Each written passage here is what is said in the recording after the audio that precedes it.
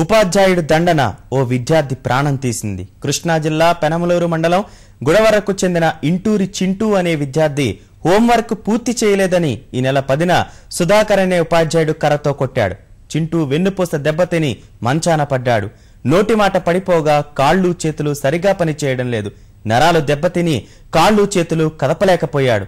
మెడ వీపుపై కర్రతో గట్టిగా కొట్టడమే ఈ పరిస్థితికి కారణం.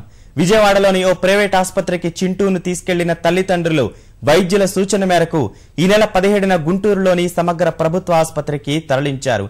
అప్పటి నుంచి జీజీహెచ్లోనే ఉన్న చింటూ చికిత్స పొందుతూ మరణించాడు.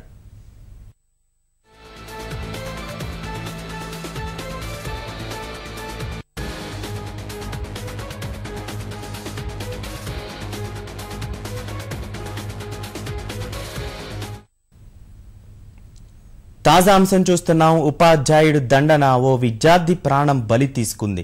కృష్ణా జిల్లా పెనమలూరు మండలం గుడవరకు చెందిన ఇంటూరి చింటూ అనే విద్యార్థి హోంవర్క్ పూర్తి చేయలేదని ఈ నెల 10న సుధాకర్ అనే ఉపాధ్యాయుడు కర్రతో గట్టిగా కొట్టాడు.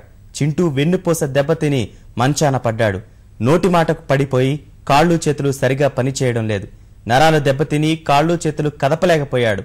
మెడ వీపుపై కర్రతో గట్టిగా కొట్టడం ఈ పరిస్థితికి కారణం.